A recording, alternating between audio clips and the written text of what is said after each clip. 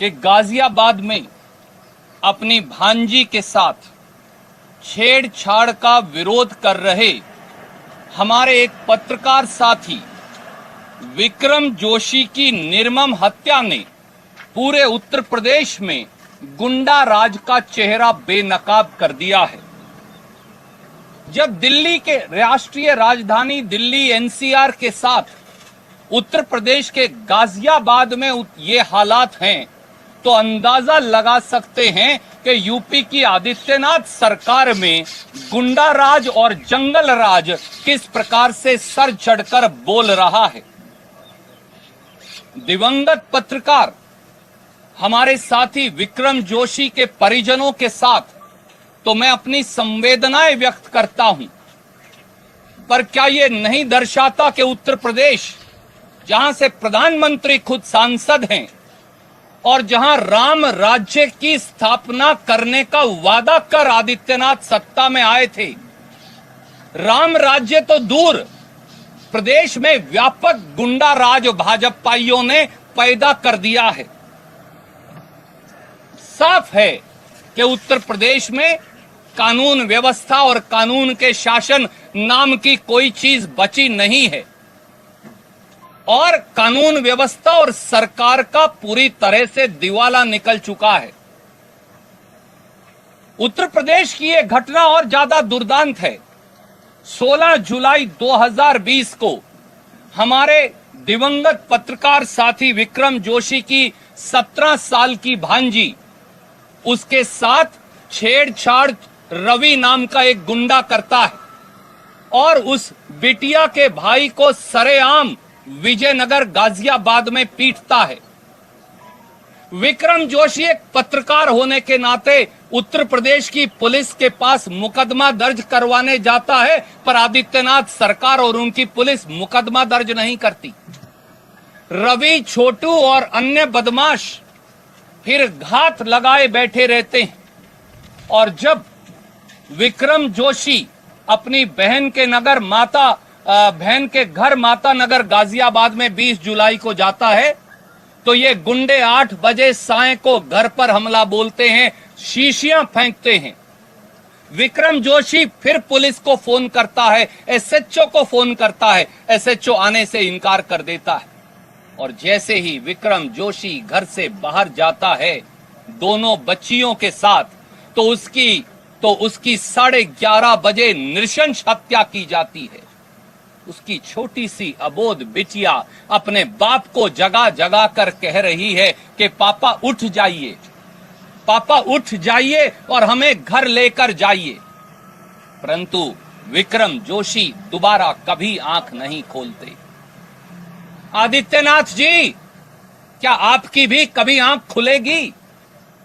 आदित्यनाथ जी, काश आपकी भी बेटियां होती, काश आपका भी परिवार होता, काश आपने भी अपनी भतीजी और भांजी के साथ छेड़छाड़ की व्यथा सही होती, काश आपके परिवारजनों को भी गुंडे विजयनगर गाजियाबाद में अगर आपको मालूम होता पीटते तो पता होता कि दर्द कैसे होता है।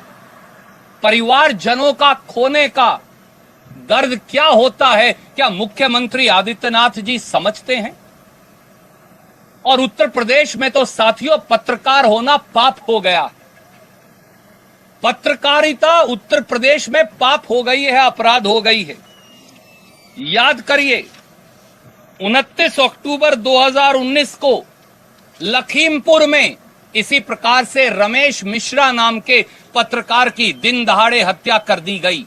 आदित्यनाथ जी ने आज तक कुछ नहीं किया। मिर्जापुर में मिड डे मील में नमक रोटी खिलाने की खबर दिखाने वाले पत्रकार पर एफआईआर दर्ज कर दी गई। मिड डे मील में दूध में पानी मिलाकर बच्चों को दिए जाने की उत्तर प्रदेश में कलई खोले जाने वाले पत्रकार भी पर वही एफआईआर कर दी गई। बनारस में प्रधानमंत्री मोदी जी द्वारा गोद लिए गए गांव की हकीकत उजागर करने वाले पत्रकार को सुप्रिया शर्मा पर भी मुकदमा दर्ज कर लिया गया। योगी जी द्वारा फैजाबाद में खुद लॉकडाउन का उल्लंघन करने की खबर दिखाने वाले वायर के एडिटर सिद्धार्थ वरदराजन जी आज भी एफआईआर और मुकदमा भुगत रहे हैं। बिजनौर में 5 पत्रकारों पर आदित्यनाथ जी ने एफआईआर दर्ज कर ली। आजमगढ़ में जब एक पत्रकार ने ढोल की पोल खोल दी तो उसे एफआईआर दर्ज कर जेल की सलाखों के पीछे भेज दिया गया। नोएडा में गाजियाबाद के साथ जो लगता है, पत्रकारों पर आदित्यनाथ जी की पुलिस ने गैंगस्टर एक्ट लगा दिया। क्या पत्रकार अब भाजपा को गैंगस्टर और गुंडे नजर आते हैं? एक पत्रकार प्रशांत ने ट्विटर पर कुछ लिख दिया तो मुकदमा दर्ज हुआ, बड़ा मुश्किल से सुप्रीम कोर्ट से छुटकर आया है। यूपी में घटिया पीपीई किट की खबर चलाने वाले स्थानीय चैनल के खिलाफ एफआईआर दर्ज कर एसआईटी की जांच बिठा दी गई। क्या भाजपा शासित प्रदेशों में पत्रकार होना अपराध हो गया है? क्या पत्रकार अब गैंगस्टर की परिभाषा में आते हैं? क्या पत्रकारों के बुलाने से, जानलेवा हमले होने पर विक्रम जोशी जैसे पत्रकारों के बुलाने से पुलिस नहीं आएगी? गुंडों को, खासतौर से नामजद गुंडों द्वारा पत्रकारों की दिन दहाड़े हत्या कर दी जाएगी?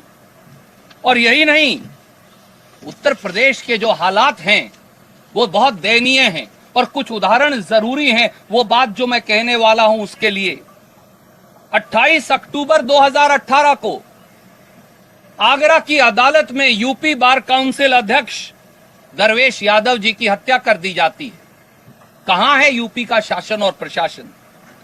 12 अक्टूबर 2019 को झांसी में पंडित जगदीश सहित 4 सदस्यों को जिंदा जला दिया जाता है। आज के युग में जिंदा जलाना, कहां है भाजपा? 14 अक्टूबर 2019 को झांसी जिले के पिपरी बाजार में एक परिवार के 4 लोगों की दिन दहाड़े हत्या हो जाती है। 29 अक्टूबर 2019 को लखीमपुर में पत्रकार रमेश मिश्रा जी का कत्ल कर दिया जाता है। 31 दिसंबर 2019 को शामली में भजन गायक अजय पाठक के पूरे परिवार को धारदार हथियारों से काट काट कर फेंक दिया जाता है। 4 जनवरी 2020 को प्रयागराज में यूसुफपुर सेवायत क्षेत्र में सोमदत्त तिवारी, उनकी पत्नी और 5 परिवार के सदस्यों को कत्ल कर दिया जाता है बड़े नृशंस और अमानवीय तरीके से। 25 अप्रैल 2020 को एटा जिला के स्वास्थ्य कर्मी राजेश्वर प्रसाद पचौरी के 5 सदस्यों की हत्या कर दी जाती है। 2 जुलाई 2020 को प्रयागराज में बिमलेश पांडे के 5 परिवारों को शायद इतना अमानवीय और नृशंस हत्या नहीं होगी जो होता है। और अब विक्रम जोशी की नृशंस हत्या सरेआम होती है। परंतु आदित्यनाथ जी हैं कहां? भारतीय जनता पार्टी के शासन में कानून का शासन है कहां? क्या ये वो रामराज है जिसका वायदा भाजपा ने करके सत्ता ली थी? इससे बड़ा गुंडा राज और जंगल राज हो ही नहीं सकता। भारतीय जनता पार्टी ने उत्तर प्रदेश को अपराध प्रदेश में तब्दील कर दिया है और हमारी ये मांग है कि अगर आदित्यनाथ जी उत्तर प्रदेश के नागरिकों की रक्षा करने में असक्षम हैं, जैसा साफ साबित हो रहा है, तो उन्हें अपनी गद्दी पर बैठे रहने का अधिकार नहीं। ऐसे मुख्यमंत्री को खुद ब खुद इस्तीफा दे देना चाहिए।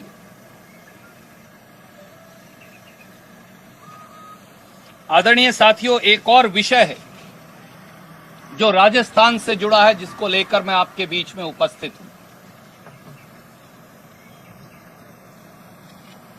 भारतीय जनता पार्टी लगातार राजस्थान की चुनी हुई सरकार को गिराने का षड्यंत्र कर रही है।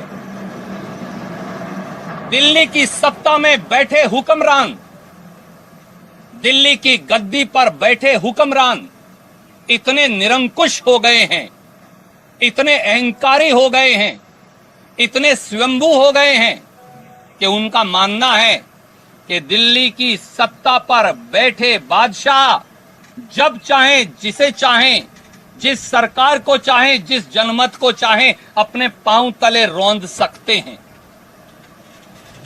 राजस्थान में भारतीय जनता पार्टी की केंद्रीय सरकार का ये कारनामा हम लगातार पिछले 6 और 7 दिन से देख रहे हैं।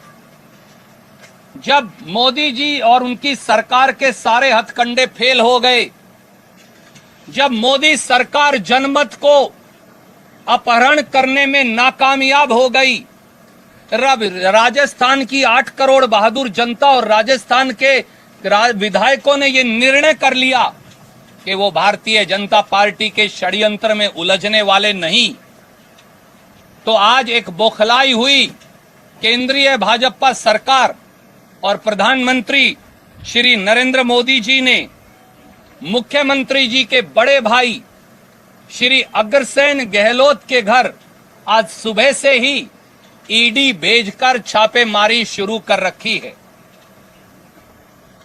दोस्तों याद करिए, जैसे ही राजस्थान में भारतीय जनता पार्टी का चुनी हुई सरकार को गिराने का षड्यंत्र शुरू हुआ, तो 13 जुलाई 2020 को इनकम टैक्स और ईडी के छापे मारे गए। कांग्रेस नेता राजीव अरोड़ा पर, धर्मेंद्र राठौड़ पर और इस फेयरमाउंट होटल के मालिक रतन शर्मा पर डराने का, धमकाने का, दबाने का, कुचलने का प्रयास किया गया।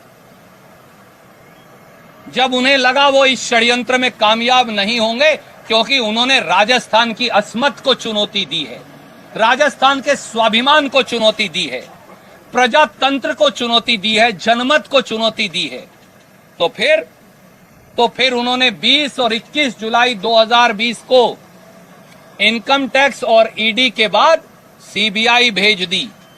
हमारी एक विधायिका साथी, जिन्होंने खेल के क्षेत्र में देश का और राजस्थान का नाम रोशन किया, कृष्णा पूनिया जी से 21 और 22 जुलाई 2020 को जबरन सीआईडी की टीम्स भेजकर जांच करवाई गई। 20 और 21 जुलाई 2020 को सीबीआई की उनसे पूछताछ की गई। सब जानते हैं सीबीआई की ये 20 और 21 जुलाई की कृष्णा पूनिया जी से पूछताछ दिल्ली में बैठे हुक्मरानों और निरंकुश शासकों का विधायकों पर दबाव डालने का एक हथकंडा था।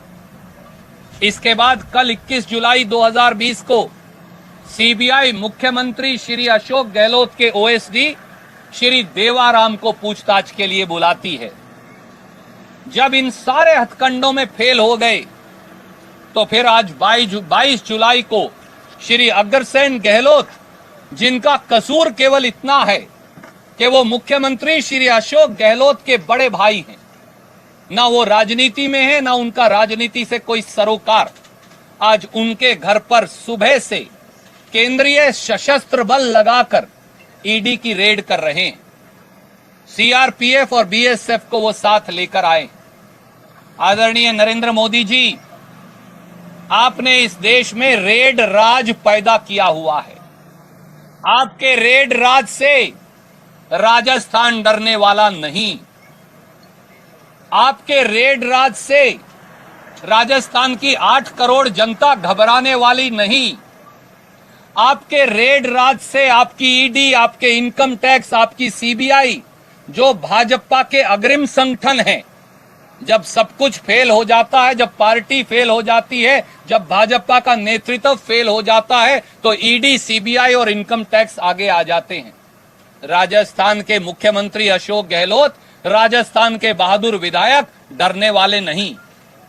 आप अपनी रेड और सीबीआई और ईडी और इनकम टैक्स, इसकी धमकी से कोई और डर गए होंगे, किसी और को आपने डरा लिया होगा दूसरे प्रांतों में, परंतु ना राजस्थान की 8 करोड़ बहादुर जनता डरने वाली, न श्री अशोक गहलोत और कांग्रेस के विधायक डरने वाले, और ना हमारी सरकार अस्थिर होने वाली। आपके अंदर जितनी ताकत है, जितनी हिम्मत है, जितना और जुल्म करना है, जितना और गैर कानूनी कार्य करना है, वो करिए, परंतु हम डरेंगे नहीं, क्योंकि आपने राजस्थान के स्वाभिमान को चुनौती दी है।